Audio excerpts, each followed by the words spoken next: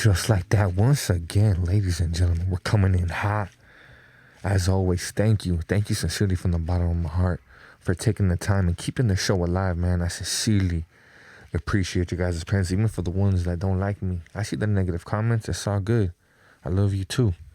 You know, with that being said, this interview right here is a one-of-a-kind type interview. It clearly gives you an insight in a woman's perspective being associated with the mom. It's a one-of-a-kind type interview. I dropped it about a week ago. Of course, I seen, the response. Too many of you were not happy with the disguised voice, but you got to understand at that point in time, my main objective was to make sure that she remained anonymous.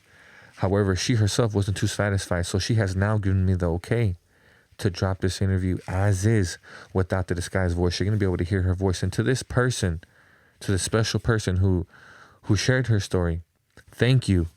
A special thank you and a special shout out to you. And I hope you would let me sit down with you just maybe one more time alongside my friend Robert.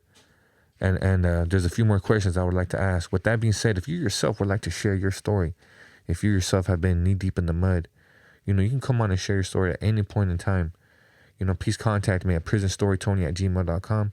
I can also disguise your voice. With that being said, let's go ahead and kick this thing off. There's going to be a lot of new faces emerging, a lot of new guests. Make sure to hit that like button and hit that subscribe button. Hitting that like button, it goes a long way for us content creators. It helps promote us. It helps push us into, for the people to get to know us out there. So it is strongly appreciated. With that being said, let's get this thing cracking. So I want to say probably 2 years ago, I was in need. Economic situation. I had just arrived in Cali. I told my uncle about it. He contacted a friend and told me that I can do something for money. I learned a little bit about it. I was terrified and scared because I've never done anything like that. But, in the end, we end up doing things we've never done for money, right? So I spoke to the person that was supposed to have this job for me. We came to an agreement, like I said, very terrified. I ended up going from Santa Rosa all the way down to LA. Knowing a little bit of details, never moving around anything that is criminal related or in any way. I took my own car, went down there, arrived somewhere. It was my choosing, and then I just had to inform several people and call them. You could touch on details on that, Mija, like the places you went, like the details they put you through to do, So it was raining. It was probably like a Wednesday. They said you have to leave right away. So I didn't even think about it. I hadn't done laundry or anything. I was in school. I didn't care about anything, just, surviving and having money for the next few days or so. And so I took my car all the way to Anaheim, not knowing it was a dangerous place and that there was a lot of criminals and that the prison was really close. So I went to this little hotel. I was waiting for one of the contacts. It was a female, and she wasn't arriving. Before that, I got another call, and they said, you got to go outside. They're going to give you something. So I met with a guy, and he handed me a jacket that had money in it. And of course, in all this, you're terrified because you're thinking, how much is it? How much am I going to get? Can I trust him? This has to be quick, who's looking at me? So you get really paranoid when you haven't done this line of work or know anything about it. So I took the jacket, went back into the room, counted it, and I took my partner in this. He was an illegal immigrant at the time, and he was helping me. He was more terrified than I was. So we ended up counting the money. Everything was okay. Then the other gal met with me a little later than that. But these guys, I feel the first ones, the ones from the jacket, kept contacting me that when were they going to get their stuff. So I kept contacting back, that person that had given me the job. He said, don't worry about it. Don't answer them. So I kept calling my uncle again. I said, you know, like this guy is doing them dirty because he promised them something, and obviously it's not happening, and I'm being put in the line. Well, anyways, I let things slide, continued the flow and the rhythm. I met with the girl.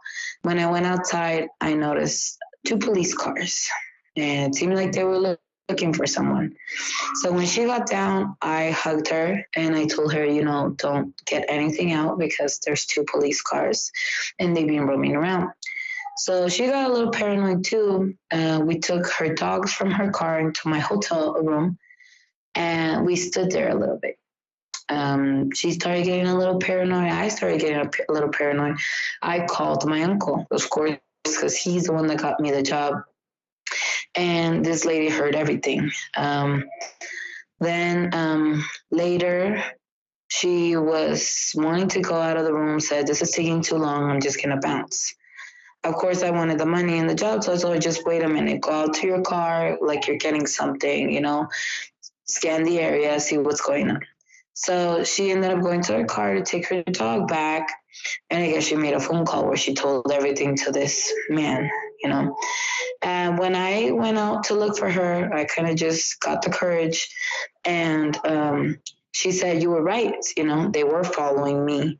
I guess they were asking if she had parole because there was something behind the car or something related to her car. She said, no, that it was her ex-partner. She said that she didn't have to do anything with it. And then the police left her alone, but they were after her, or at least the car. And then I just told her, you know, we're going to do this fast. So I'll follow you wherever you go.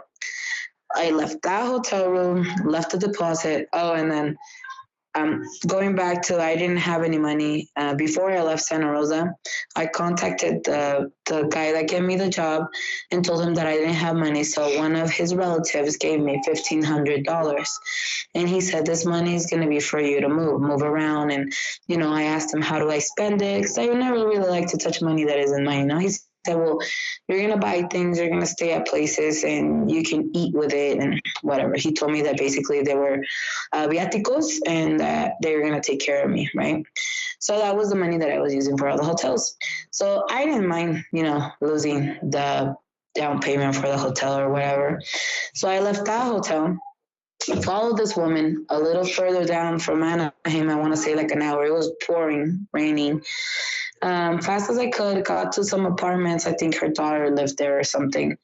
We parked, and then I told her, okay, give me the stuff. And they were groceries. Can you be specific? Yeah, you can. They were groceries, and she put them all in my car. There was like a barbecue groceries. There was not carbon. What are you saying? Carbon. Coal. Coal, and dog food, buns, ketchup, you name it. You know, like a hot dog party. Just barbecue stuff. And so she gave them to me, and then I took off. Then I made another call, and I said, now where? And basically it was up to me where I stayed, because I was just going to be moving around. So I ended up going to a little beach area. I don't remember the name. Redondo Beach. Redondo Beach, there you go. And I didn't even know that I stayed too close to a fire department. So I kept hearing all night the ambulances. Yeah. I thought it was the cops, and SWAT was going to jump in. I was terrified. I couldn't sleep. I couldn't eat.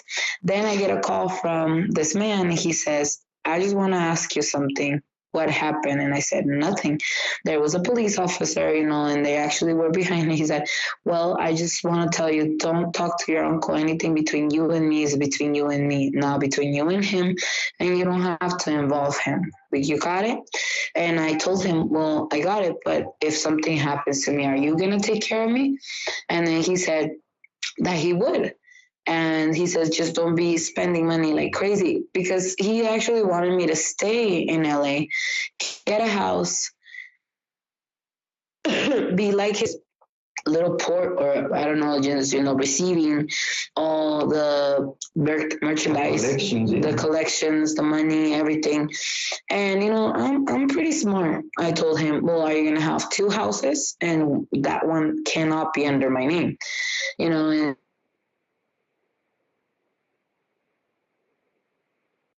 he had a person that wasn't really reliable.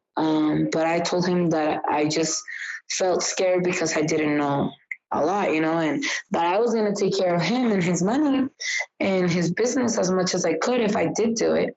But what assured me that he was going to take care of me? And it sounded like he was putting it all on me.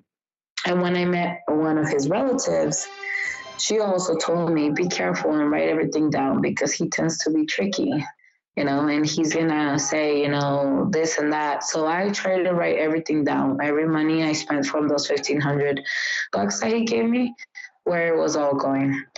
So back to Redondo Beach. I'm there, I'm with my partner.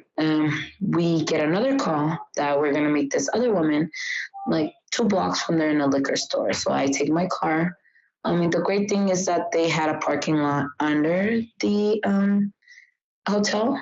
So it was really nice, and I felt more calm, leaving stuff in my car because there was cameras and whatever. So I felt secure in some weird way because I knew I was doing illegal things. So I met her. She gave me more groceries. She took that money that the first set of guys gave me. It was like around $20,000. And I still didn't get nothing for those guys. They kept calling me and calling me and calling me and calling me. And all that man was saying is, don't worry about it. Have them call me. And they never stopped calling me. And so I was telling my uncle all this. And I did tell my uncle that he told me not to call him, but that I felt more safe calling him because, I didn't know this guy. I was just basically his minion. He was moving me around like a chess player. And so we stayed there and met that lady the next day again. She crosses the border. And she's the one that brings things in and out, takes out money, brings in stuff, She gave me more coal and more dog food. And the next step was that I had to go somewhere and open these bags. And I was told at the beginning that I was not going to open any merchandise, like I was just going to move it around. Well, and I was told that I had to because they didn't have the person. So things kept getting a little more and more complicating and more, involving. So I decided, because it was all in my head and I was going crazy at this point because I had to think quick, fast, and be cautious, that I had to get another hotel room. So I looked for one close by, went in there. I told them that a friend was going to come over and that she was going to stay, but unfortunately they couldn't second bed. So I had, I want to say like 4 or 5 black bags, 4 or 5 black bags of crystal. Mm-hmm. And big giant rocks. I had my doggy with me. I forgot to mention that in the story. So when I spilled all the kibble, he was going after it. I was terrified for him to eat it, because I don't know if it's been contaminated. I ordered a pizza. I freaked out when the pizza came. So this woman ended up showing up. 2 big suitcases. She was gonna take all of the merchandise or like the product, and she was going to give me something in return. But this was done quick because I had the people on the front calling, like, you can't have all these people in there, and it was just one person more. Oh no, we're trying to get another room. Do you have an extra bed? And then they said no. And so I was improvising. And then we had to get rid of all the coal and all the kibble without them seeing us getting black bags out of a room, like if it wasn't weird, The girl came. She was a nurse. She was also from Cali. I could see her eyes were terrified as well, and we're all doing this for money. But anyways, she ended up taking the 5 black bags, putting them in all the suitcases, and giving me $100,000. And, time management, time wise, I got a call from the front and they kept saying, you can't have more than 2 people in there. Okay, she's leaving, don't worry, we're going to this baby shower, this and that. I'm trying to put my story all together, why I have barbecue stuff in my car. And so she ends up leaving with the bags. But the moment we exchange the money, I say, are they the $100,000? And she says, they are. Is it, do you have time for me to count them? She said, well, the other guy used to just take them. And I kind of just took one for the team and I said, well, I hope the money's there, And then she said, am I supposed to give you that other stuff? Again, terrified, I never contacted the man to tell him if that was okay. So I ended up taking this extra bag of little scraps of crystal. And so I ended up with $100,000 and the little scraps of crystal. I took him to my other hotel. We got out of this hotel, made a big story. When you're tripping, you're making stories left or right. That, we were just going to move along. They gave us our deposit back and we ended up going back to the hotel.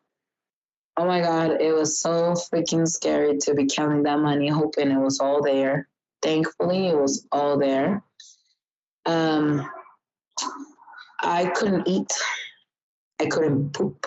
And if I did poop, I had diarrhea. So it was like nervousness, colitis. I don't know what I had. But trembling, I couldn't sleep. Then I called the man back and I told him, I have the money. It's complete. It's there. But they gave me this extra bag. He said, you weren't supposed to take that. At this point, I wanted to go home. And I was kind of done from all the stress I was feeling in my body. He said, you're going to have to wait another day. He gave me another number, another name. It was another female. I think I met with 4 females or 5 throughout the trip. He was the only male I would contact, except those first ones that I met. And basically he told me, it's your call where you meet. He schooled me on that. Be smart. This person is from that place. You don't have to go all the way over there. So I kind of got a little street smart and I said to this girl, let's meet halfway. I picked a store somewhere public and I gave her that spot and we met the next day at 8 a.m. But I did not take my partner. I told him to wait at a hotel room to keep the bag of the other stuff, that I was just going to take the money. And if anything happened, well, I'm kind of fucked, but he would be more if anything. Our plan was always, if they caught us, that it was all me. He didn't know anything about it because he was going to get deported and at least I would get a chance to just do prison time. So I ended up going to the store. Before that, I bought a gift bag. And in that gift bag, I put the money. I got some balloons, everything. And I kept telling her, I'm going to give you the tanda. And so she got off the car. I got off the car. I said hello. I gave her the money. It was all there. And I went inside the store to try to figure out how I was going to take care of the other situation, if I could buy some more coal and some glue and be able to do what they were doing to cross it over the border. Well, I received a call from the man. He says, don't do it. Don't worry about it. You're going to give it to my sister. So a relative was going to come down of his, or was already in LA. And so I waited that same day a little bit later to see his sister. Used one of my bags. I love that bag, Kipling backpack. It was green military. And I gave it to them there, because I was terrified to show anything on public. They were going to go move a car. I don't know what deals they had going on. I lost the bag, but I got rid of the stuff. So I was happy because I was less stressed. Then I called him. They called him. What's up? And he said, hey, there's another job. And I said, you know what? I'm done. I'm not opening anything else. I'm super stressed. I got to get home. I'm just done. And he said, okay, well, I'm going to try to see if you don't have to open anything, but you take it. I said, well, no, what? If I don't have to open anything, I'll do it. But, the sense I got from that is like, the more you do, the more tied up you get, the more they have you doing because they know you're money thirsty, you need it. So you're going to cross your limits. And I was at my limit. Stress wise, my body was saying, no, don't do it. My mind was super tired. The good thing is it didn't go through. The lady said she couldn't. I think it was the same lady I was going to meet again, that one that I gave the $100,000 to. She ended up saying no. Then the man says, you can go home now. I kind of kicked it a little bit with his sister and said, I want to go to the callejones. They're like, oh, we're going there too. Well, we'll follow you. And we just kind of ate something, the four of us. She was with a partner, I was with my partner.